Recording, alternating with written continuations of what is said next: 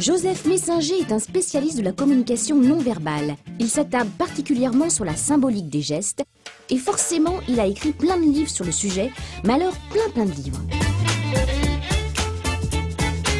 Mais bien sûr, c'est un bon filon.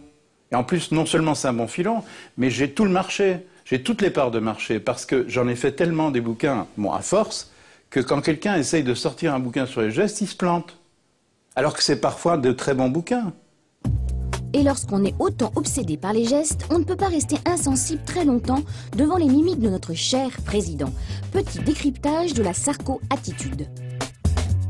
Il a un visage qui se transforme assez facilement, et il a un côté très charmeur, très séducteur comme ça, et ça passe très bien. Et il peut aussi être très sorcier, très atroce, il peut être très vilain.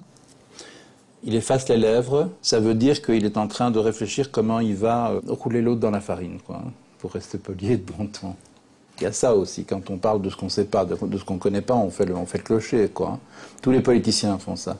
Ça veut dire, je vous garantis une promesse que je ne pourrais pas tenir. Chaque fois qu'il fait ça, la promesse, elle est bonne achetée, c'est comme les nuages, ça fait que passer, quoi. Et c'est pas normal que lorsque l'entreprise fait des bénéfices, il y en ait que pour en haut. Et pas pour en bas. Il y a tout qui parle chez lui. Il n'y a pas que le corps, toute la partie basse, le buste, les bras, les doigts, bien sûr. Mais regardez la conviction qu'il a dans le visage quand il dit des choses. Même quand il ment, il est convaincu qu'il ne ment pas. Investir, gagner en volume, plus offensif, au lieu de rester là, frileux. Ce sont des gestes primaires. Il faut ramer pour y arriver. Vous voyez, c'est tous ces gestes qui exprime, qui accompagne, qui sous-titre un discours qui se comprend de lui-même. Regardez comme les choses sont complexes. Chaque geste est différent, il ne le fait pas exprès, il est comme ça. C'est un grand plaideur, en fait, c'est un grand avocat. Et les gestes de notre président à nous, ils racontent quoi? Analyse du jour, les croisements de bras.